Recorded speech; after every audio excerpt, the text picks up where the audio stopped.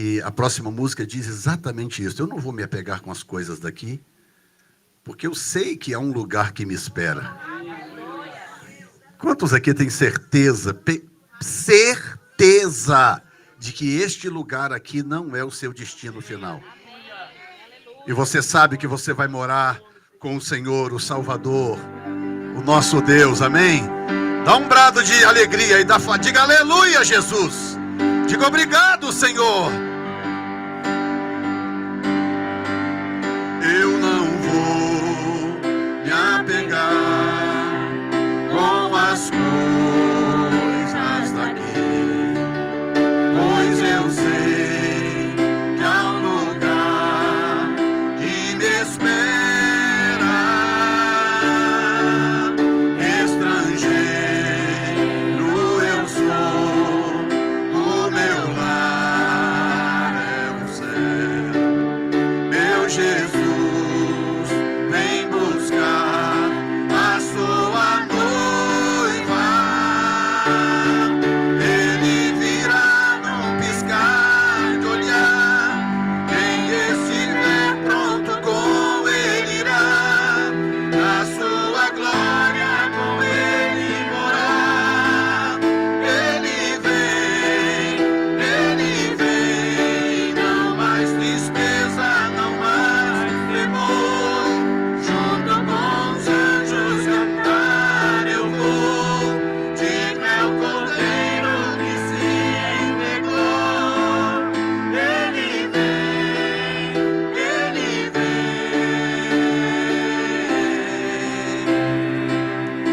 Ei, meu Deus! Aleluia! Essa alegria é a alegria de saber que fomos salvos por Ele. Aleluia!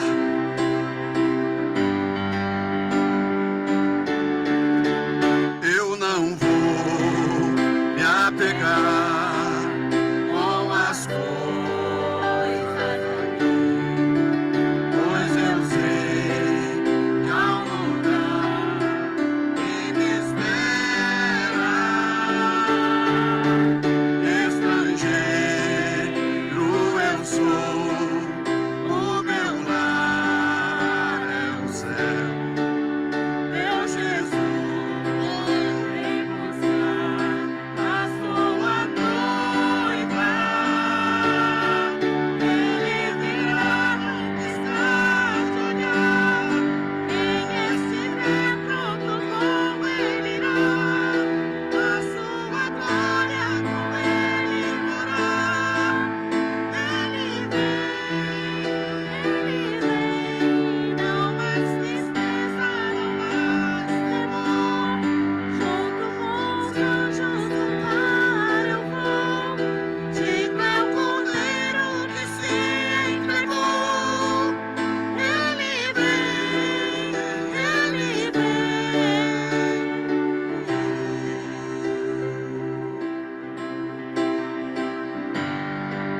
Ei, meu Deus!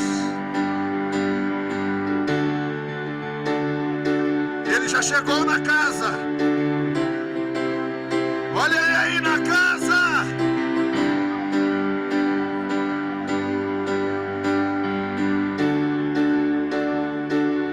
Oh!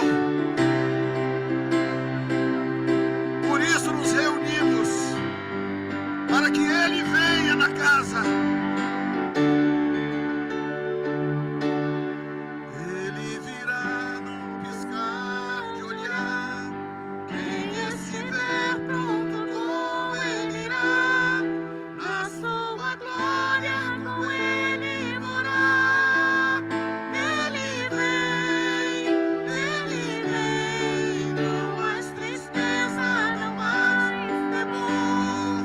Junto com os anjos cantar eu vou. Digno é o Cordeiro que se entregou. Ele vem.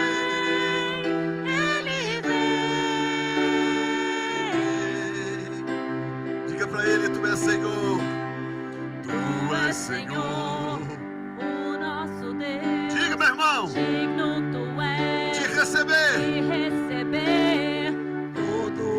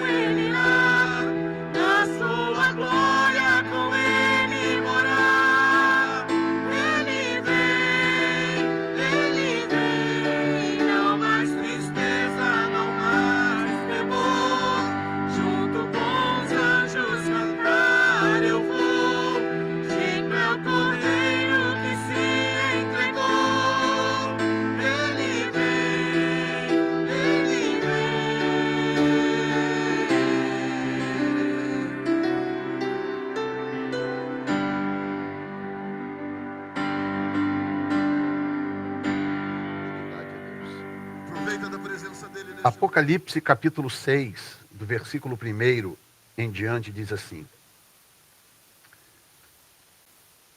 E havendo o cordeiro aberto um dos selos, olhei e vi um dos 4 animais que dizia, como em voz de trovão, vem e vê.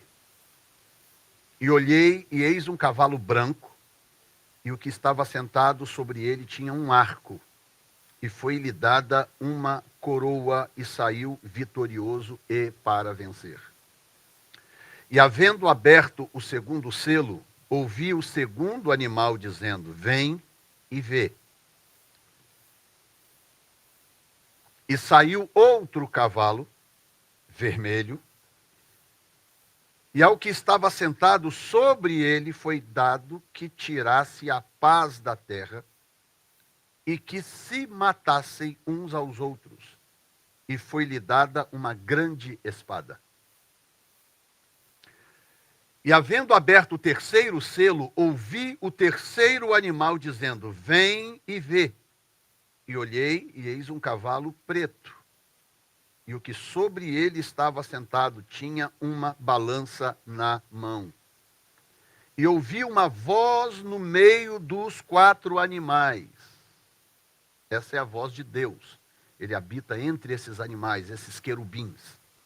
E ouvi uma voz no meio dos 4 animais que dizia, uma medida de trigo por 1 dinheiro, e 3 medidas de cevada por 1 dinheiro. E não danifiques o azeite e o vinho. E havendo aberto o 4º selo, ouvi a voz do 4º animal que dizia, vem e vê. E eis um cavalo amarelo, e o que estava sentado sobre ele tinha no seu nome Morte.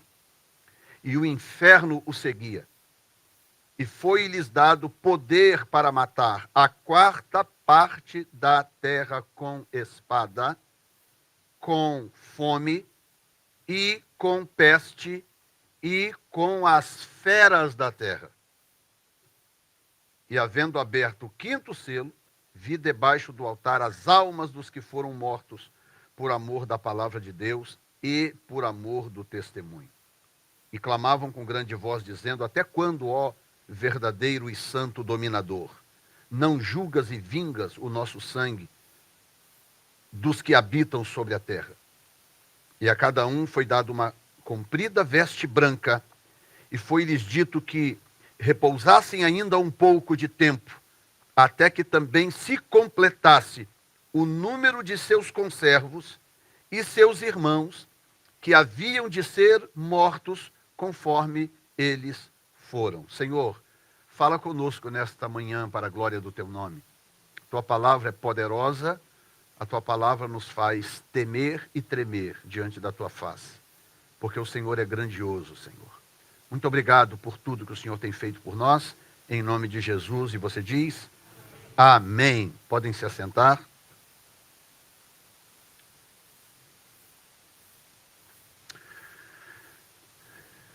O meu propósito aqui hoje não é pregar sobre profecias, isso eu estou falando na escola dominical.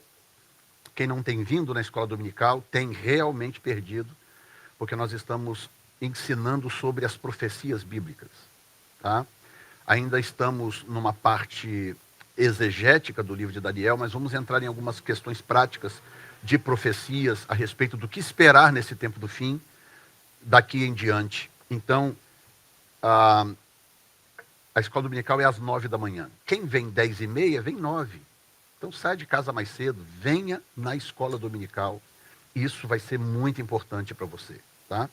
Então o propósito agora não é pregar sobre profecias. Eu quero que você entenda algo que está nesse texto. Eu quero focar especificamente no versículo 6, exatamente por algo que diz no versículo 6. Diz assim, e ouvi uma voz no meio dos 4 animais que dizia, uma medida de trigo por 1 dinheiro, 3 medidas de cevada por 1 dinheiro, e não danifiques o azeite e o vinho. O livro do Apocalipse tem 22 capítulos. Os 6 primeiros capítulos, melhor dizendo, os 5 primeiros capítulos, são uma espécie de prelúdio para anunciar o que vai acontecer num tempo vindouro, que no caso é a grande tribulação.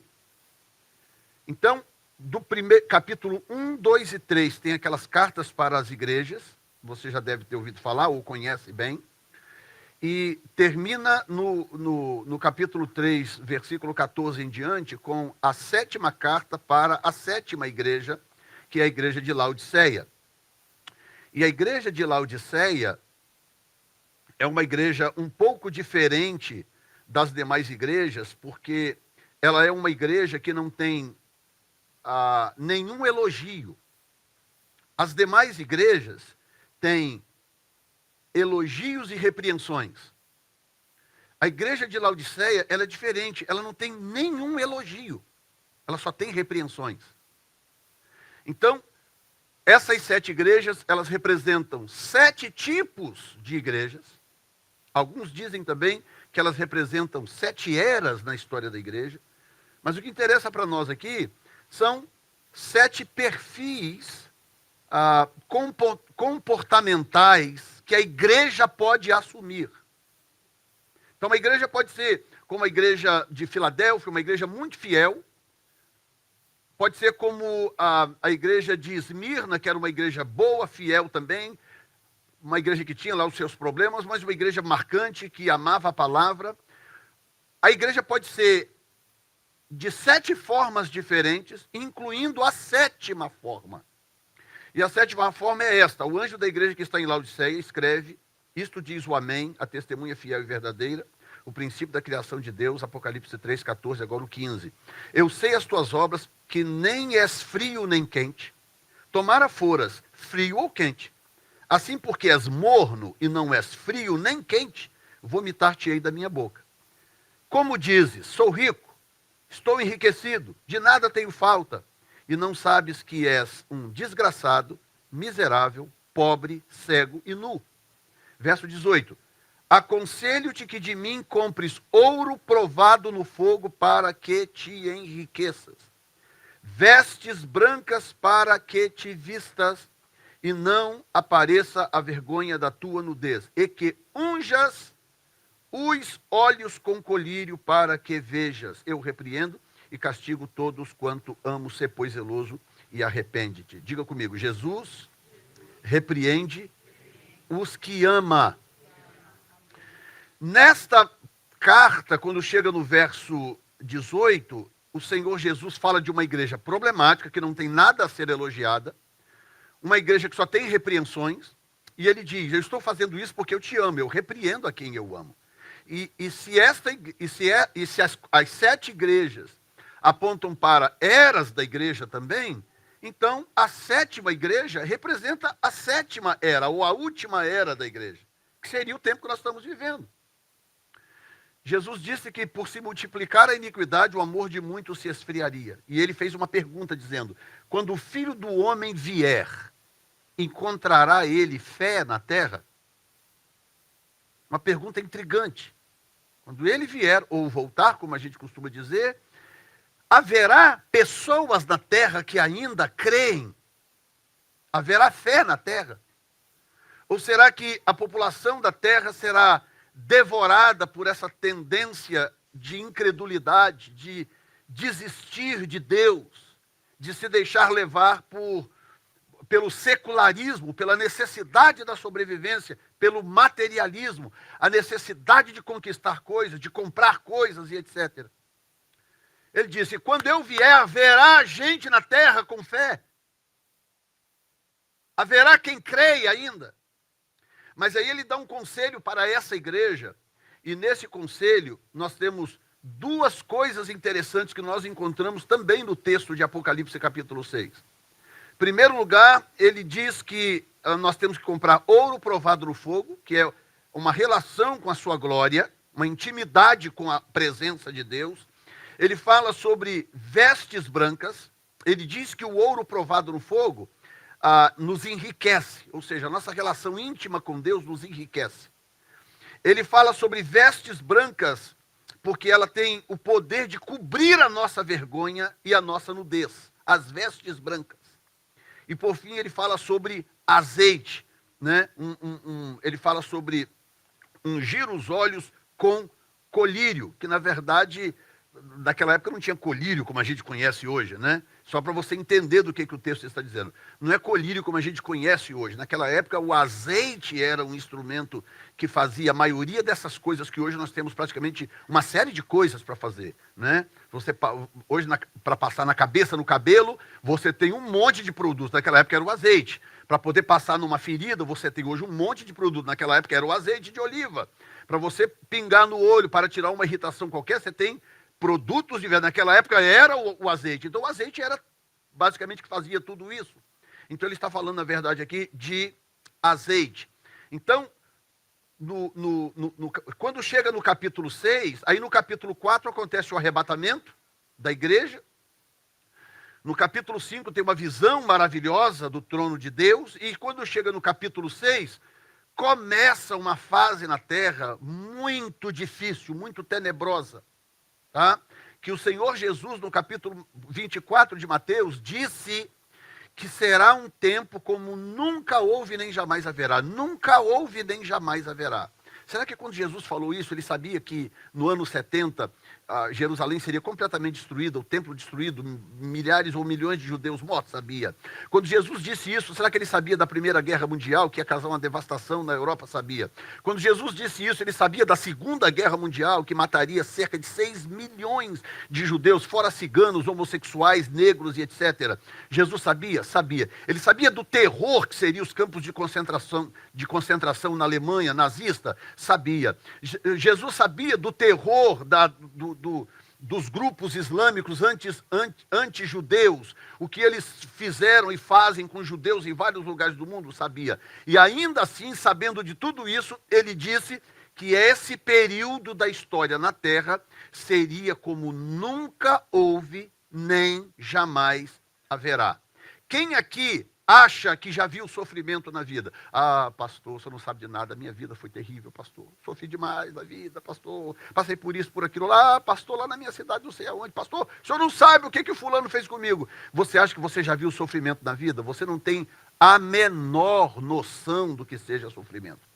Sofrimento será na grande tribulação, no período em que a terra estará entregue. Deus fará isso. Não é que Deus vai perder o controle da terra, mas ele entregará a terra para se submeter a um espírito maligno, a um domínio maligno por 7 anos. Isso faz parte do plano de Deus.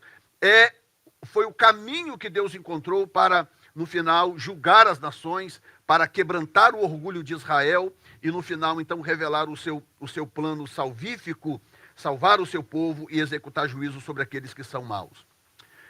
Então, aonde que eu quero chegar? Ok, pastor, então, o que está escrito no capítulo 6, isso é para a grande tribulação? Sim. Ah, então, graças a Deus, pastor, o senhor me assustou agora.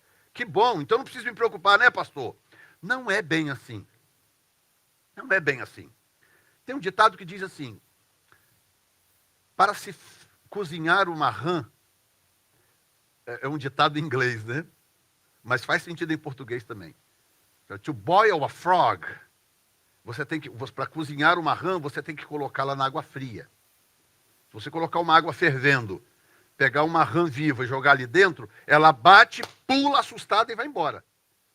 Mas se você colocá-la na água fria, ligar o fogo bem baixinho e deixar aquela água esquentar aos poucos, quando ela perceber, já é tarde demais. A temperatura da água já chegou a um ponto em que não tem mais salvação. Ou seja, o diabo usa esse método. Como que a terra chegará a um ponto de ser dominada de norte a sul, de leste a oeste, por um anticristo maligno, possesso por Satanás, e que vai perseguir Israel e que vai matar todas as pessoas na terra que não aceite a sua marca, que não use a sua moeda e que não pratique a sua religião. E a Bíblia diz que essas pessoas serão decapitadas. Elas não serão só mortas, elas serão decapitadas. Suas cabeças serão arrancadas de seus corpos. Como que chegará a esse ponto? Será que vai ser da noite para o dia? Nós vamos acordar um belo dia, ou quem estiver aqui vai acordar um belo dia, e de repente está lá o anticristo na televisão, colocando as suas regras para que todo mundo siga. Será que isso vai acontecer da noite para o dia? A resposta é não. A resposta é que a Terra está passando por um processo de preparação para que isto um dia aconteça. Por exemplo, há uns anos atrás não se ouvia falar em governo mundial. Isso era uma palavra estranha. Inclusive, o Apocalipse era zombado. As pessoas se referiam ao Apocalipse com zombaria. Os incrédulos falavam das visões de João no Apocalipse como sendo algo absurdo, um velho gagá. Há, inclusive, uma linha de pensamento que diz que João era um cara que tinha problemas mentais, que ele teve alucinações mentais ao escrever o Apocalipse. E algumas poucas décadas atrás, eu estou com 57 anos de idade, quer dizer, coisa que eu ainda lembro, quantas vezes eu falo, isso aqui é maluquice, isso aqui é doideira, isso nunca vai acontecer. E eu estou falando de poucas décadas, 4 décadas atrás.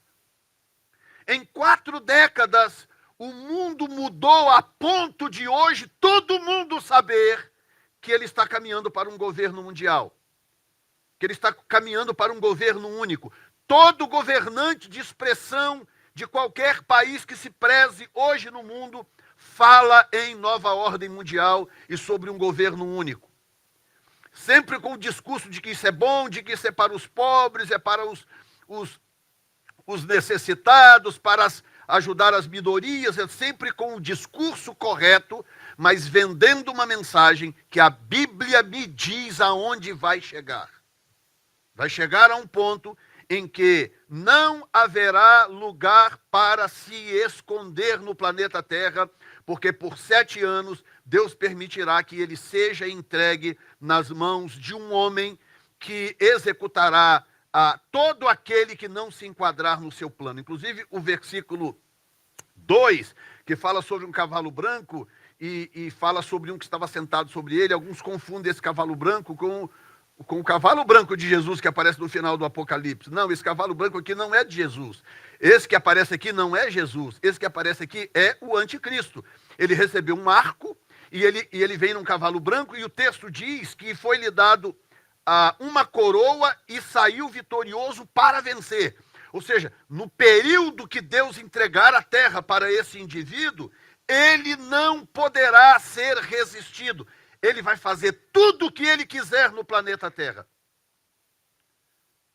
Pastor, mas o que eu tenho com isso se eu não estarei aqui? Primeiro, eu torço para que você não esteja aqui. Fala para o seu vizinho, tomara que você não esteja aqui. Fala para ele aí. Fala, eu espero que você não esteja aqui. Eu realmente espero. Hoje, pregar sobre o Apocalipse é um conforto. Pregar sobre o Apocalipse hoje, pós-pandemia, é uma maravilha, porque todo mundo vai acreditar. Pregar sobre o Apocalipse hoje não é como pregar sobre o Apocalipse há 30, 40 anos atrás, que você fazia papel de ridículo. As pessoas olhavam para você e te chamavam de maluco, de doido. Hoje não, hoje é chique pregar sobre o Apocalipse.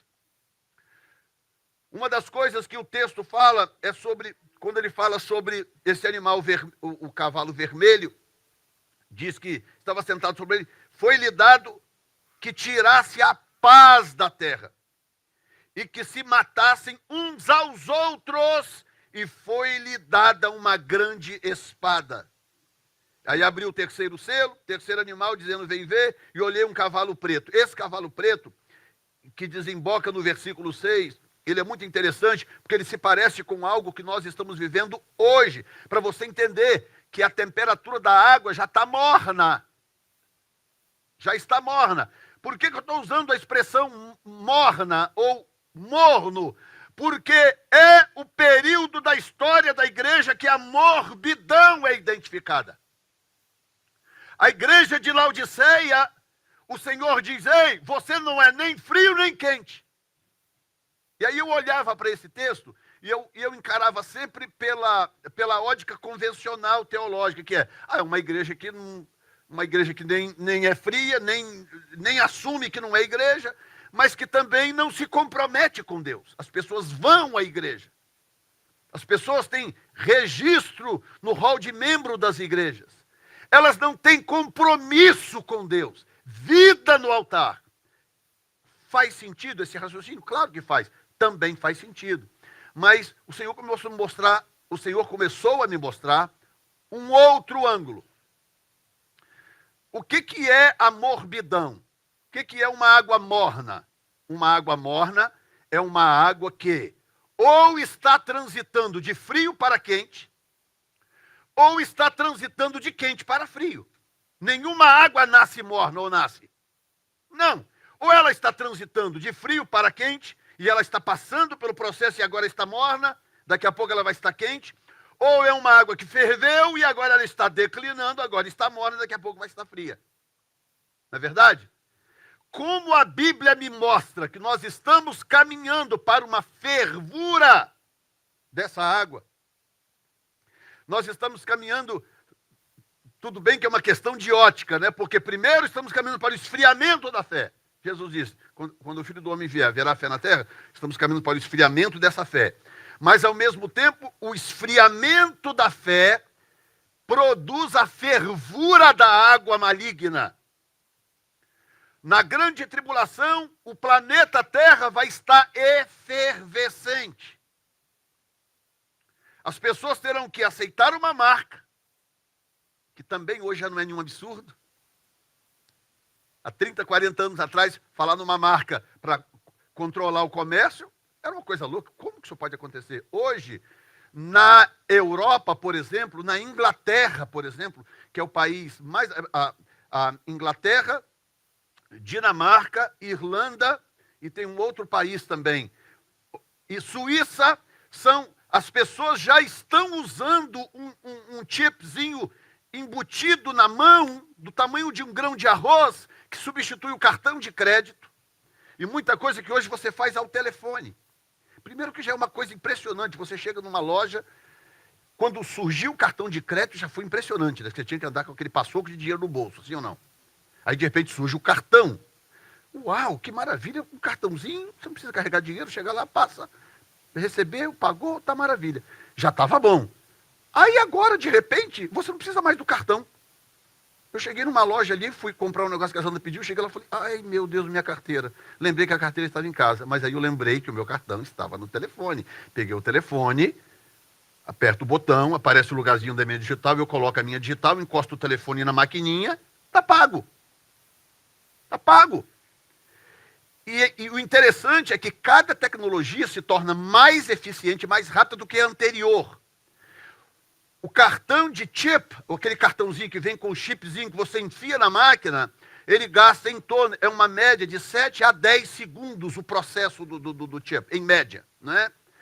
A média do processo, quando você paga pelo telefone, o touchless, né? Quando você paga pelo telefone, é de 2 a 4 segundos. Você encosta o telefone lá, ele apita, já aparece na tela, ou para você colocar a senha, ou já aparece já o processo já dando como pago. Está entendendo? E agora eles lançaram esse chipzinho que você põe, subcutâneo, põe debaixo da pele, e aí você chega no lugar, compra alguma coisa, e já tem na Inglaterra supermercados que você não precisa nem passar mais na máquina. O supermercado, você cadastra a sua conta, o seu cartão, e coloca o chipzinho. Você entra no mercado, você vai coletando as coisas, e você pega, enche o carrinho e sai pelo mercado. Quando você sai pelo mercado, tem um sensor, porque todos os produtos têm também um chipzinho que emite radiofrequência. E quando isso está acontecendo agora, gente, lá na Europa, você vai passando com o carrinho, quando você passa, tem o leitor que lê tudo que tem no seu carro, lê a frequência do chipzinho na mão, você sai sem falar com ninguém, com o carrinho pela rua, e lá já está tudo pago. Aí uma pessoa que não tem noção de onde que isso vai parar, diz o quê? Que maravilha, meu Deus, quanto tempo que isso vai me salvar, sim ou não? Oh, que maravilha, né? Incluindo crentes, incluindo pessoas que estão dentro das igrejas. você acha que Jesus perguntou? Quando o Filho do Homem vier, haverá fé na terra? Você acha que Jesus fez essa pergunta por que razão? Você acha que Jesus estava preocupado com o que exatamente? Você acha que o diabo é burro? Deixa eu te falar uma coisa. O diabo é diabo, mas burro ele não é. Ele é muito esperto, muito inteligente. Todo o nosso QI aqui combinado não dá uma fagulha da inteligência de Satanás. Ele está há 6.000 anos lutando contra a humanidade. E ele enfrentou os melhores que nós já tivemos ao longo da história. Estão todos registrados na Bíblia. Satanás batalhou contra todos eles. Ele sabe como batalhar. Ele sabe como enfrentar a igreja. Ele sabe como enfrentar você. Ele sabe como esfriar a sua fé.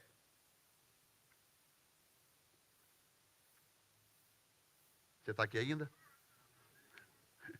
Pastor, hoje é ceia, pastor. Prega sobre o texto da ceia.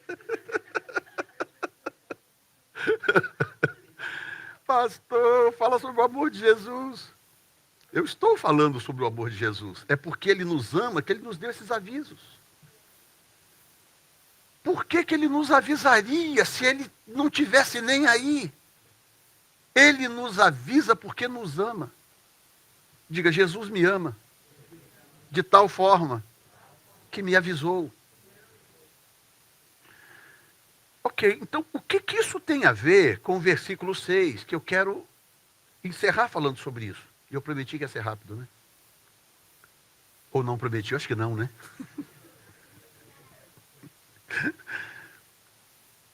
Então nós já entendemos que, embora a magnitude disso aconteça na grande tribulação, nós já estamos na fase da água morna. A água não está fria. Ah, está longe. Olha como que essa água está gelada. Não. Jesus disse que nós estamos na fase da água morna. A igreja de hoje está morna. E o pior, não nota. Porque a coisa acontece de tal forma que as pessoas não notam. Você já tinha notado, por exemplo, que a água não está mais gelada, como há 50 anos atrás? Você já tinha percebido que a água já está morna? Pastor, para falar a verdade, morno é até mais confortável. O que é melhor, tomar banho frio ou com água morna? A morna é mais confortável, não é? Ou seja, a gente não nota que as coisas estão mudando muito rápido e mudando para pior. Você imaginou algum dia que dizer que homem é homem e mulher um dia seria motivo de guerra? Que chegaria a um ponto em que daria talvez guerra civil? Você parou para pensar? Você imaginou há 30, 40 anos atrás que ia chegar um ponto em que nós teríamos, eu estava mostrando para a Sandra ontem, né? E quando fala sobre gênero, para uma pessoa normal, quantos gêneros existem? 2, masculino e feminino. Não é verdade? Mas, para o mundo, isso há muito tempo atrás, tinha o gênero masculino, o gênero feminino, o masculino que se sente feminino, o feminino que se sente masculino. Já expandiram para 4. Já era um absurdo isso há 30, 40 anos atrás, sim ou não? Era um escândalo. Você tem noção de quantos gêneros existem hoje no mundo? De 2 que Deus criou. Tem 27 gêneros registrados pela psicologia, e esses 27 se expandem e chegam a 140 e tantos gêneros.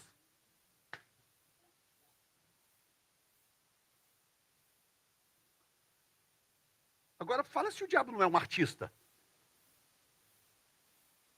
Cara que consegue pegar 2 gêneros que Deus criou, masculino e feminino, e enfiar na cabeça das pessoas que existem 140 gêneros.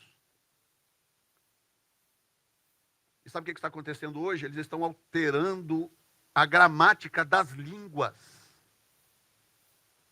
para acomodar essa loucura. Há um movimento nos Estados Unidos para acabar com o he e o she, ele e ela, para o we e they, Nós, eles.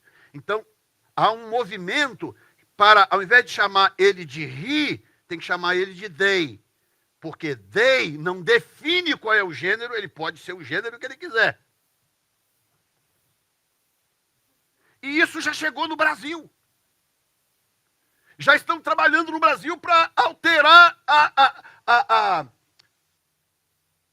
Na verdade, não é gramática, né? A palavra me fugiu. Mas você já entendeu. A morfologia da palavra. A morfologia da palavra. Alterar o conceito da palavra para poder aquecer a essa loucura. Aí o que Paulo disse em Romanos capítulo 1? Disse, eles mudaram a verdade de Deus em mentira. E adoraram mais a criatura do que o Criador. Porque as suas obras eram más. Está tudo dito, tudo profetizado, tudo anunciado. Ok, como é que a gente escapa disso? Aqui está o versículo 6. Escute isto agora. Escute bem. Os animais são os querubins. São 4 querubins, com 4 faces. O trono de Deus fica no meio desses querubins. São seres de 200 pés de altura. São seres imensos. Eles transportam o trono de Deus nos ombros. Para quem não sabe, o trono de Deus se move. O trono de Deus tem rodas. Quando ele quer sair do lugar dele com o seu trono, ele faz. Ele sai de trono. Que carro mais chique, hein? Você achou que o seu carro era bacana, né? Deus tem o seu trono tem rodas. E esses 4 animais são os seres criados por Deus para mover o seu trono, quando ele quer se mover. Então, quando sai uma voz de entre os animais, essa voz é a voz do próprio Deus. E o texto diz que quando o terceiro animal, o quarto animal, e ouvi uma voz no meio, verso 5, e havendo aberto o terceiro selo, então o terceiro animal, ele anuncia o cavalo é preto, e o que está sentado sobre ele tinha uma balança na mão. Então, o primeiro tira a paz da terra. E eu estou falando isso para você entender que nós estamos vivendo já na temperatura morna. A paz da terra não foi tirada ou não foi? Já por 2 anos. Que não há paz na terra, sim ou não? Sim ou não, gente? 2 anos que não há paz na terra. E como que essa paz foi tirada? Como? Bombas atômicas explodiram pelo mundo afora. Animais terríveis atacando. Não, um vírus. Um vírus. Imagina se saírem 5 vírus. Imagina se espalharem 10 vírus pelo país. Um vírus, um. Com capacidade de mutação. Tirou a paz da terra e essa paz já se foi por 2 anos. Então, o primeiro animal, o segundo animal tem esse poder de tirar a paz da terra. E nós estamos vendo isso acontecer. Eu não estou dizendo que o capítulo 6 já está se cumprindo na sua integridade. Isso aqui é para a grande tribulação. O que eu estou te mostrando é que até chegar lá, a água vai aquecendo aos poucos. E eu tenho que identificar isso. E eu preciso saber como escapar disso. Eu preciso saber quem será poupado. Pergunta aí, fala, quem será poupado? Aí o cavalo preto vem e o cara recebe uma balança. O cavaleiro recebe uma balança.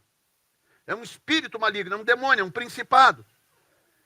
E quando ele recebe essa balança, começa a acontecer algo que está acontecendo hoje. Os alimentos começam a faltar, começam a desaparecer. Eu cheguei aqui há 21 anos atrás, irmão Ronaldo. 21 anos atrás.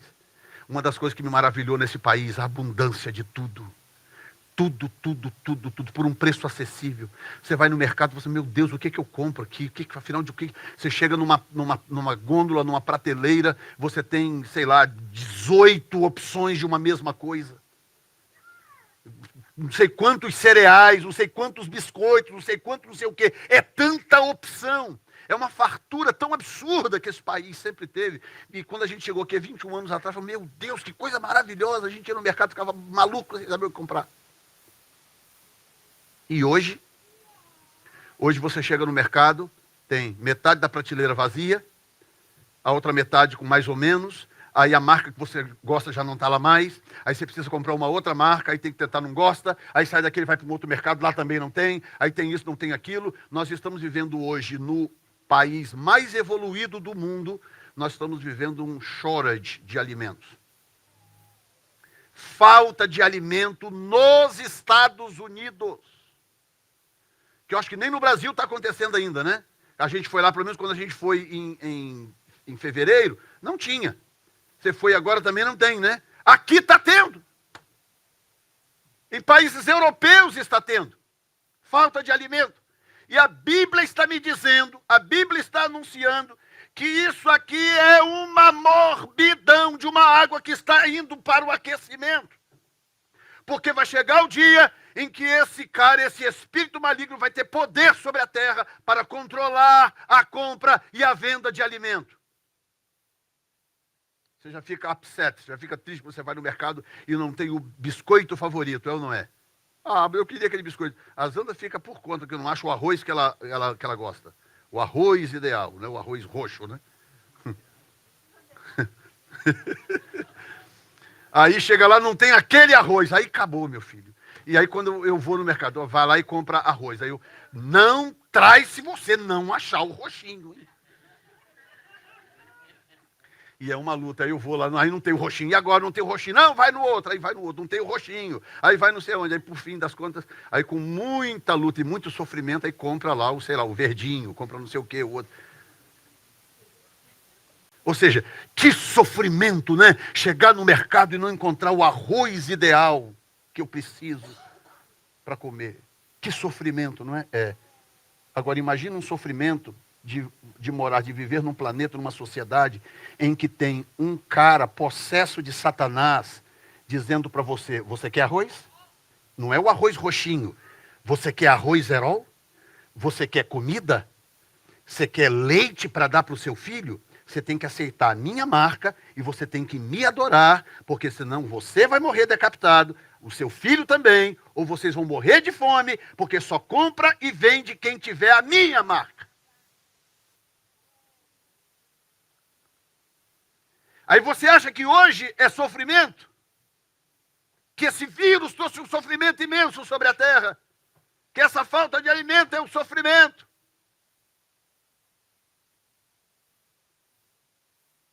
Vai chegar a um ponto, aí diz o texto, e ouvi uma voz no meio dos 4 animais que dizia, isso é a voz de Deus, 1 medida de trigo por 1 dinheiro, 3 medidas de cevada por 1 dinheiro. A palavra dinheiro aqui é denário, né? Ou denarion eu falar hebraico,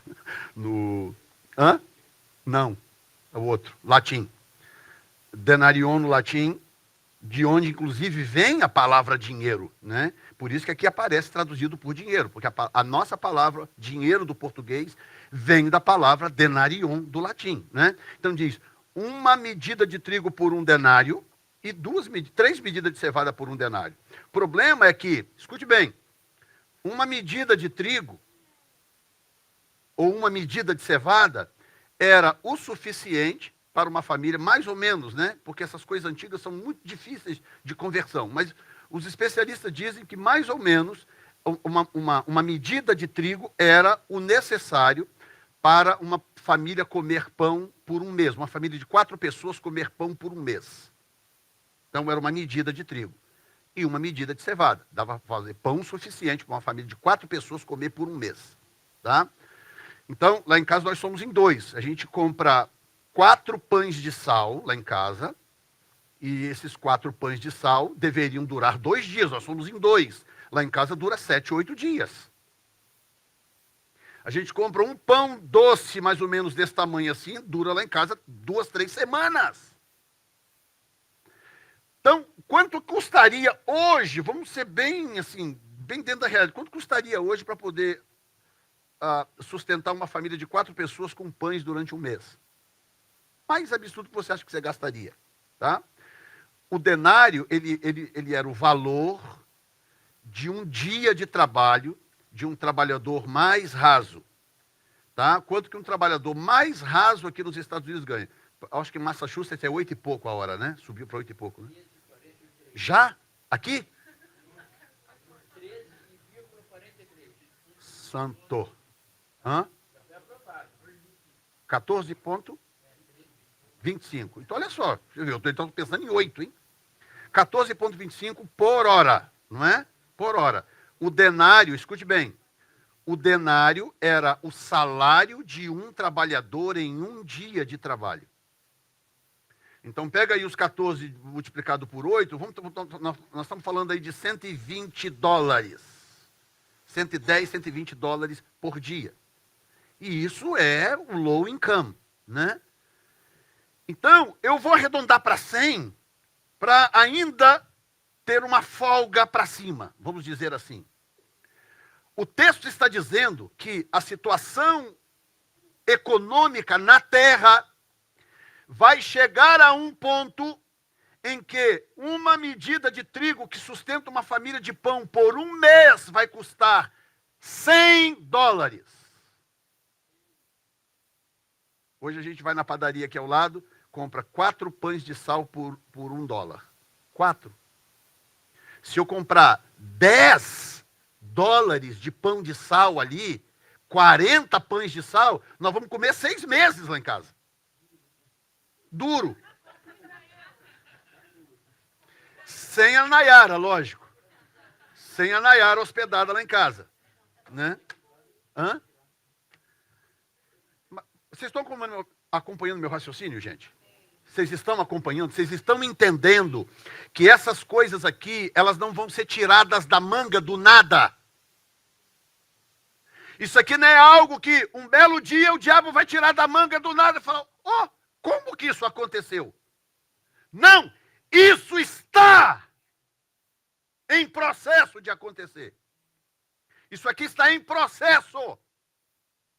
Então esse texto me dá a dica também de como escapar. Aí a Bíblia diz assim, ok, uma medida de trigo por $1, 3 medidas de cevada por $1. Ponto e vírgula. Não danifiques o azeite e o vinho. Diga, não danifiques o azeite e o vinho. Pode avisar lá dentro que eu já vou terminar se quiserem ir vindo devagarinho para a ceia. Escute bem, Deus deu a dica. Deus deu a dica. A única coisa que eu não permito que seja tocado, que seja afetado, é o azeite e o vinho. Azeite e vinho têm 3 simbolismos poderosíssimos. O vinho simboliza a dinâmica do espírito. O azeite simboliza, em primeira instância, a palavra. Salmos 119, 105. Lâmpada para os meus pés é a tua palavra e luz para o meu caminho. Lâmpada naquela época era uma lamparina alimentada por azeite.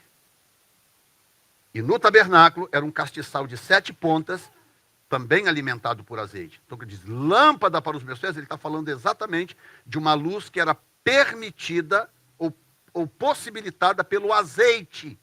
Então, o azeite simboliza a palavra de Deus. E número 2, azeite simboliza a unção do Espírito Santo.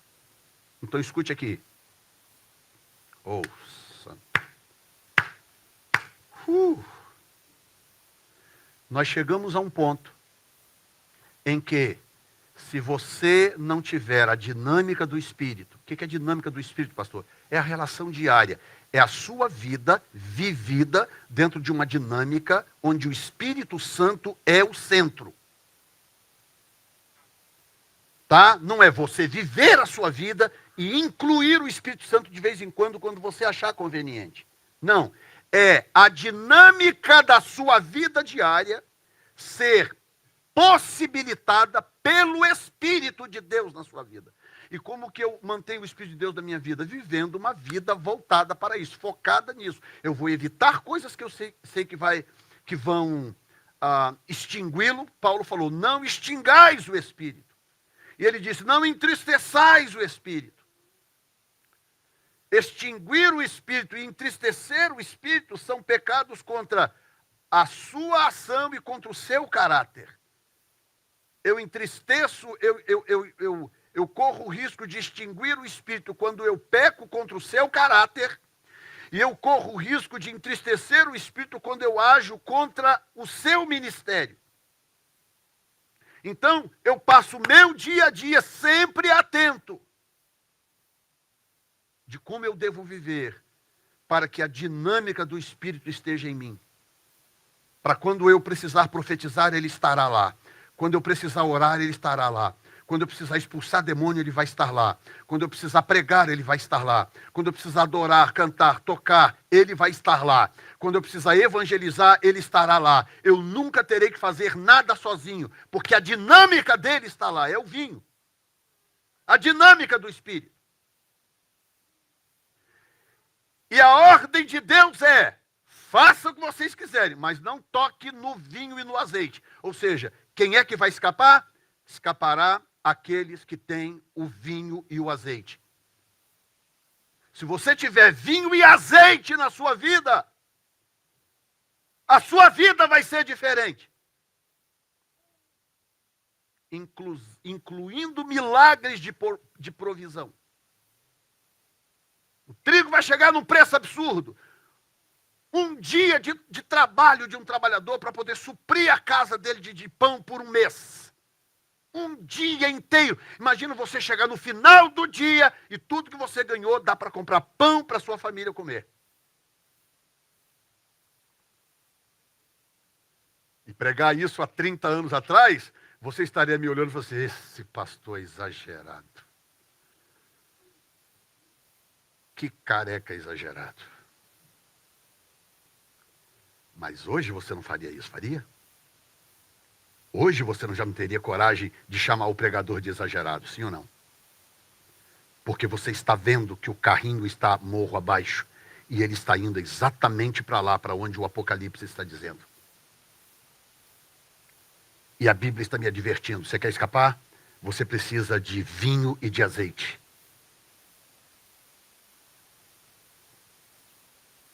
E sabe qual é o mais triste? É que a igreja não acorda. A igreja não acorda. Poxa, pastor, como é que o senhor pode dizer um negócio desse? O senhor não conhece meu coração. Eu realmente não conheço seu coração. Mas eu não vejo você aqui da escola dominical para estudar a palavra. Eu não vejo você aqui.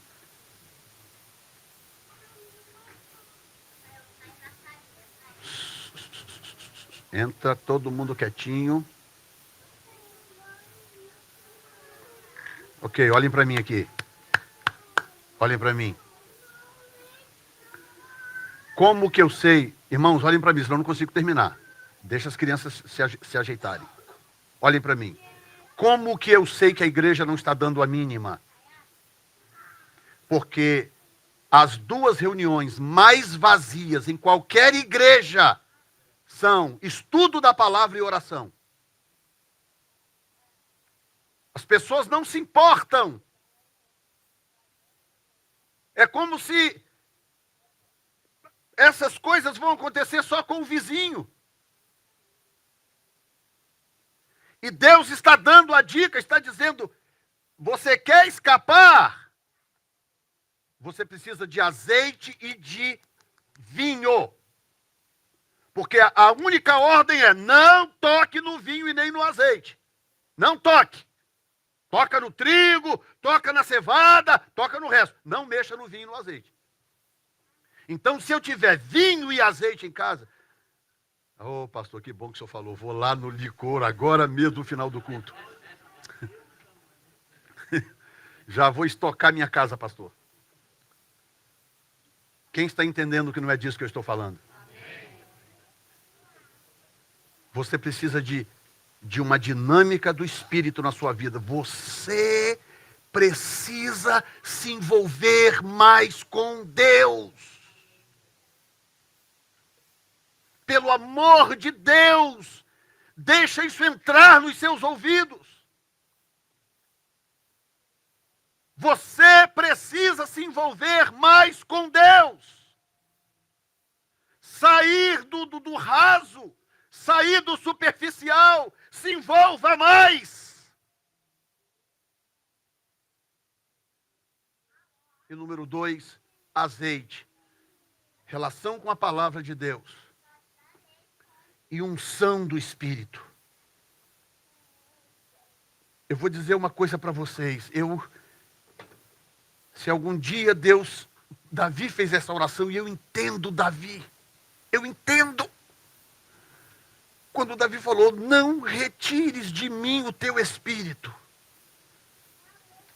Porque eu vou dizer para você, eu não saberia o que fazer. Eu, Jefferson Neto, ser humano, eu não saberia o que fazer se eu acordar amanhã e não detectar a unção de Deus em mim. Eu não saberia o que fazer. Entraria num desespero, me apavoraria. Porque, deixa eu te explicar uma coisa. A unção, não é à toa que o símbolo da unção é o óleo, é o azeite, é o óleo. O que o óleo faz? O óleo torna as coisas mais fáceis. Tira o óleo do motor do seu carro para você ver o que acontece.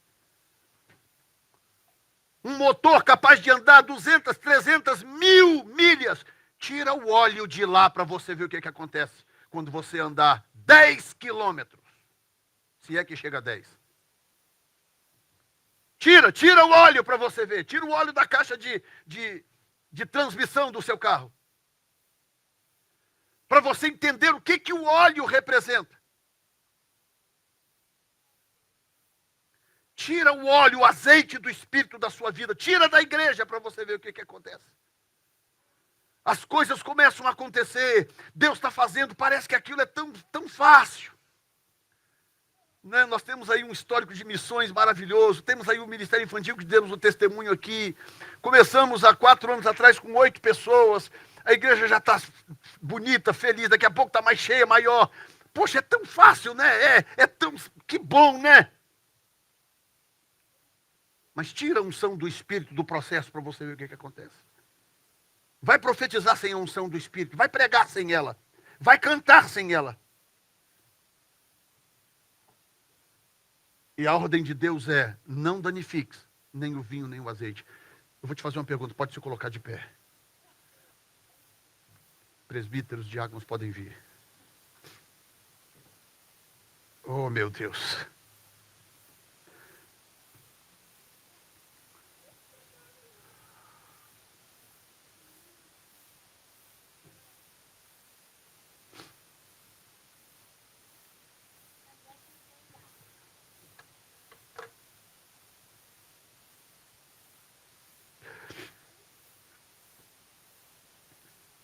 Você entende que só prega uma mensagem dessa quem te ama de verdade?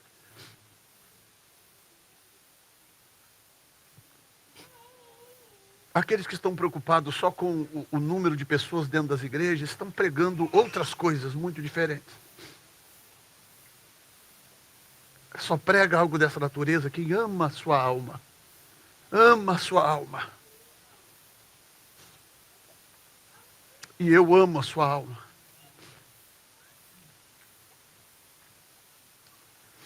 Deus colocou um amor no meu coração pela sua alma. E Ele me deu uma responsabilidade. Enquanto aqui estiver, de trazer a sua alma edificada pela palavra de Deus, pela presença do Senhor. A presença de Deus num culto, a presença dele num culto, pode mudar a sua vida para sempre. Um toque do Senhor. O centurião entendeu isso. Ele não pediu nem um toque, ele falou uma palavra. Ele falou, não, Senhor. Não preocupa não, vai fazer as suas coisas, mas libera uma palavra. Libera uma palavra, Senhor. Oh.